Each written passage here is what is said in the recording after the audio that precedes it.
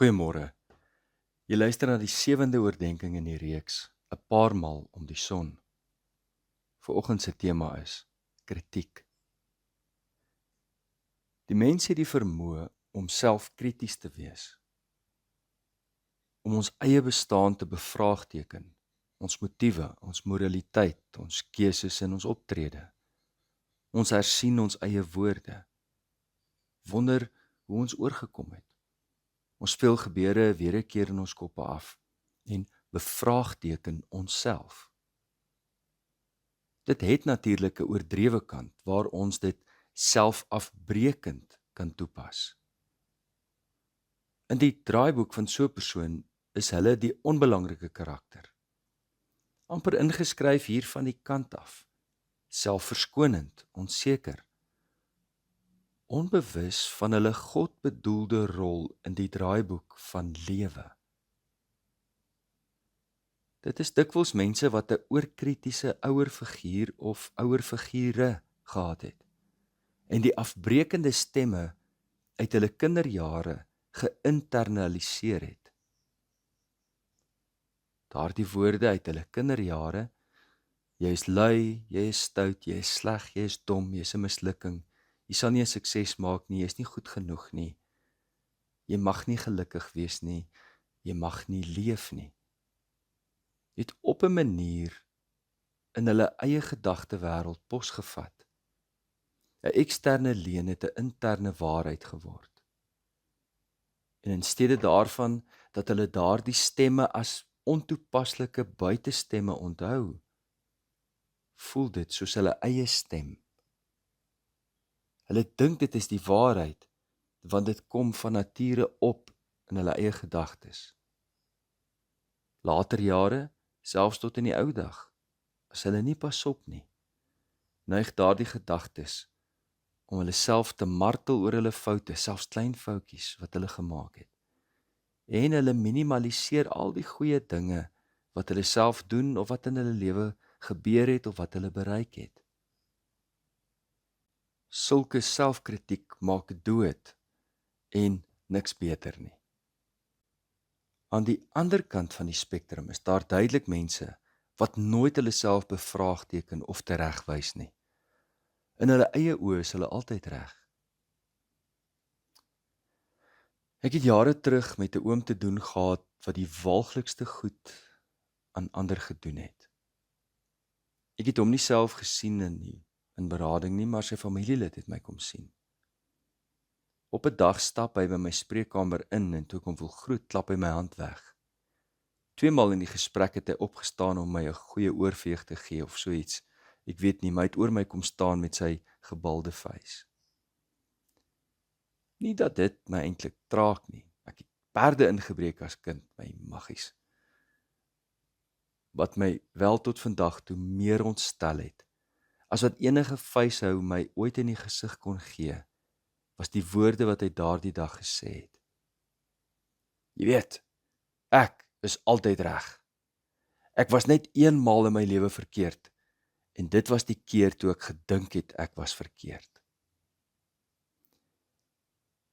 Ek sit daar en ek kyk na hom en ek dink, wat 'n veragtelike bestaan, die dinge wat jy aan ander mense gedoen het, en geen moraliteit of berou of insig daarin nie. In terme van rolverdeling, was hierdie man volgens Spreuke die dwaas karakter. In die dwaas se oë is sy eie pad die regte. Wie wysheid het, luister na raad. Spreuke 12 vers 15. 'n Dwaas stel nie belang in insig nie. Hy wil net sy eie opinie bekend maak. Spreuke 18 vers 2.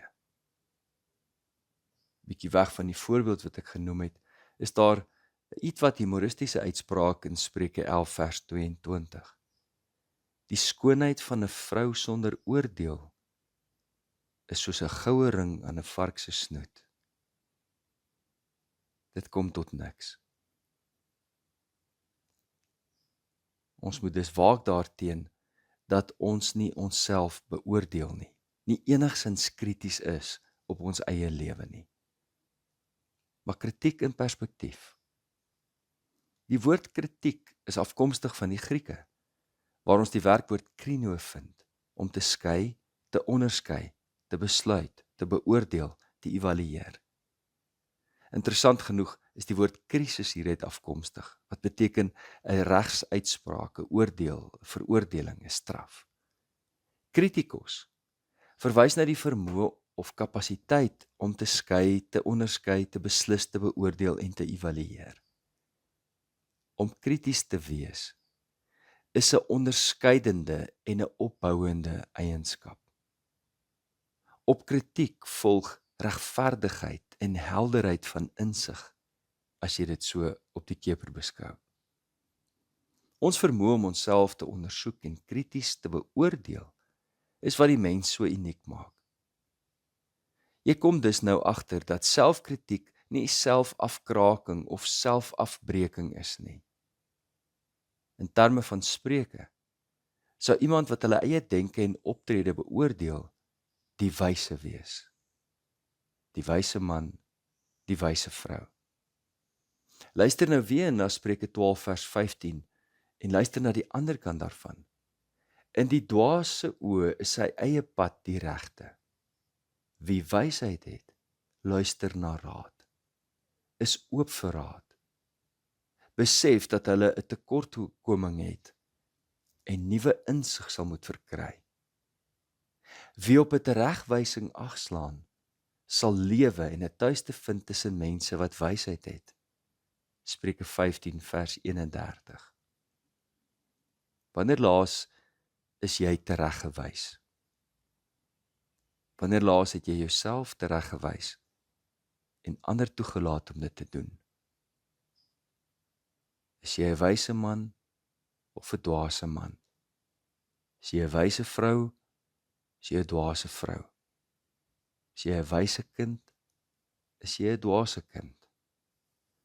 Ons het 'n lewenslange roeping om dwaasheid te vermy en wysheid na te streef. Dit lê in ons vermoë om selfkrities te wees, in die opbouende, lewegewende sin. Daar lê diep wysheid hierin. Om daagliks die dissipline te hê om jou lewe bewustelik te oordink. Jou insig en jou optrede te meet aan die maatstaf van God se wysheid, die woorde en lewe van Jesus, die bekendmaking van die Heilige Gees aan my. Dit bring lewe. Soos Langehoven gesê het, dieselfde water draai die wyse se meule wat die dwaase grond verspoel. Die kuns van die lewe lê hierin opgesluit en lewe self. Ons gebed vanmôre is 'n gebed uit Kenia. Dit kom uit die Groot Gebedeboek. Here, bewaar my vandag van die lafhartigheid wat dit nie waag om nuwe waarhede te ondersoek nie. Here, bewaar my van die luiheid wat tevrede is met halwe waarhede. Here, bewaar my van die verwaandheid wat dink dat ek al die antwoorde weet. Goeie God, wees my skild teen dwaasheid en leer my vandag u wysheid. In Jesus naam. Amen. Liefde en 'n geseënde dag vir elkeen.